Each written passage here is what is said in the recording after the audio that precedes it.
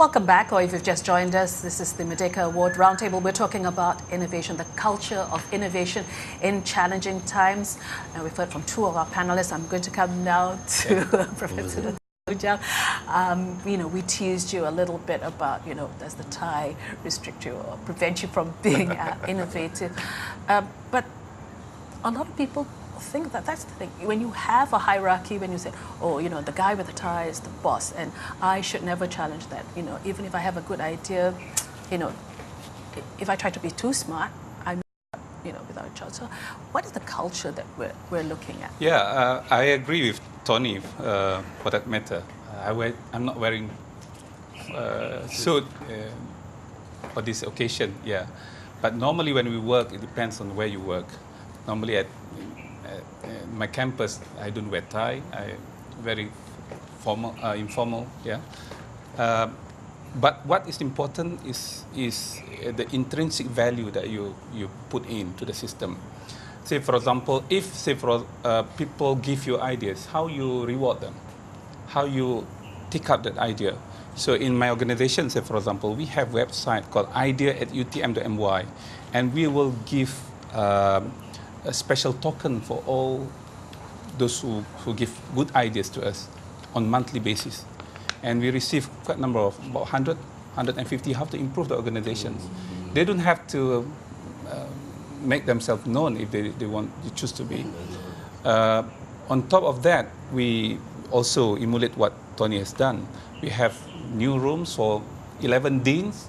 There is no walls, so it is free. And when I started this, a lot of them asking me, are you really serious? This is not a university structure.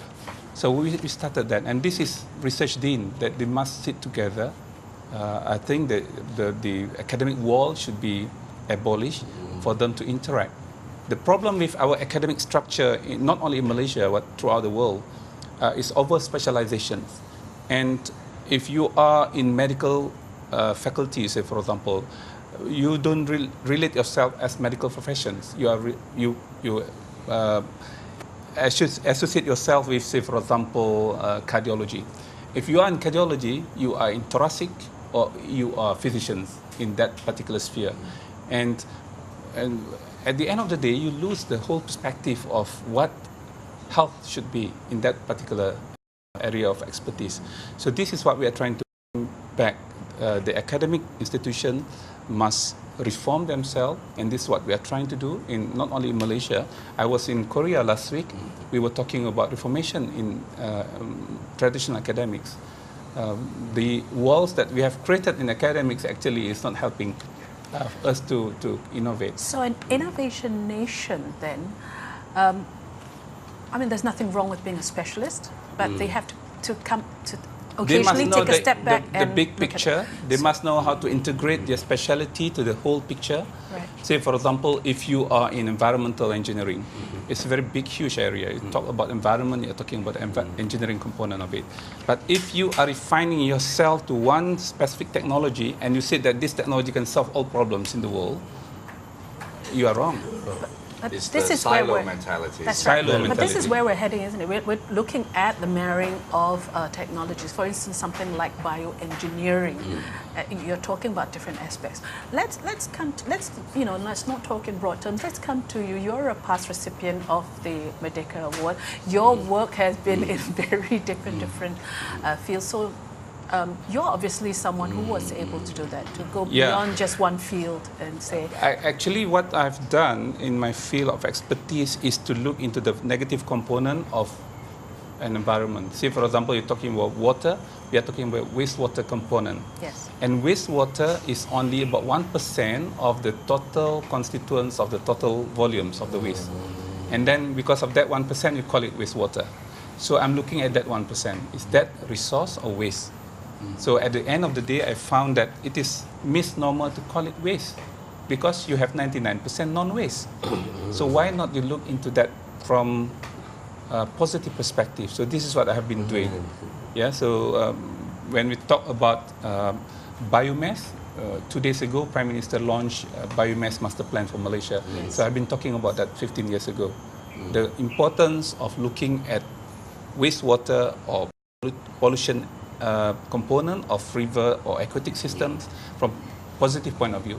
And we can create 30 billion USD if you manage to manipulate them. Come back to you, Tan Sri.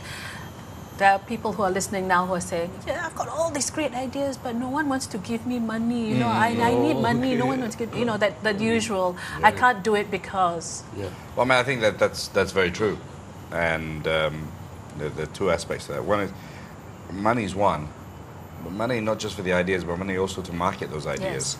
Yes. And I think, you know, one of the successes of AirAsia is that we've spent money in marketing. You know, we did crazy things like sponsor Manchester United, a football club I hate. You know, you have to be a prostitute once in a while. And you go sponsor Formula One teams, etc. You know, I hate them more now for obvious reasons. But I fully sympathize with young kids in this country. You go to a bank and they'll say, give me security. You know, so if I had security, show me your track record. Yeah, correct.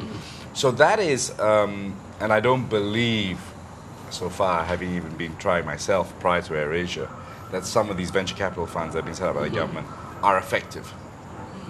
So we at AirAsia, actually, we're launching it next month, is creating a social entrepreneurship fund. So rather than you know, write a check and say, here, you know, we will write a check but help kids expose their ideas throughout Southeast Asia and Malaysia. So that is important. That is important. And it's important that we praise these ideas, the successes. We don't hear enough about the success stories. You know, I go to MIMOS and I make a speech and I meet all these young people who've got so many great ideas. And a lot of our technology has come from Malaysian kids who I just happen to meet at speeches. So I think we need to, you know, praise these awards and show that the commercialization of these ideas have come to fruition. All right, Tan Sri, let's come back to... I have some views on this. I know you do. Mind has done two aspects. The first, encourage people to be inventive and come up with some solutions. And now, the biggest challenge for us is how to bring this to the marketplace, the commercialization. Yes. I went over to Silicon Valley. I mean, they came over, but I also went before they came, and to look at the ecosystem. And what I found was the number of organizations set up, the government is less conspicuous, you know? But these organizations are not repeating each other. They're not copying. And this is what we need, actually. So when the inventor comes up with an idea, he can seek service provider from this group of organizations. Right. And similarly, the ecosystem in Taiwan, for example, because we have the Prof Singh, a Malaysian who was successful with the pen drive. He found the ecosystem helped him. So that's why we need to have complementary services. The other thing I want to mention is that this the frustration of people with new ideas and getting support. Some of it is, in the case of MPOB, 30% of the innovation has been adopted. World record is about 5%. What is the difference? Difference is, in the case of MPOB, it is market-driven innovation. You find out there is a need, and you produce it, and they will take up. Now, of course, innovation can come in from something totally when the market is not ready. This is the problem. Yeah, this is what we are doing with Proton Holdings. Yes. Yeah, we created a Proton professorship scheme, and we are looking ahead to have UTM AirAsia professorship scheme in that manner as well. So what we do, we work together with Proton. We position our professor right in the Proton laboratory, not in UTM, and we recruit Proton staff to work on few projects, and we are aiming to get 100 patents every year for Proton. So this big initiative, we started with 37 PhD, we call special PhD, we call it industrial PhD. This is based on what they need, and we backwards from academic point of view. The academics everywhere who are listening to this must be shivering in their shoes, because that's the thing, I'm only concerned with academia. You're asking me now to have, to put on a thinking cap and be more realistic and think about market. Yeah. Good grief.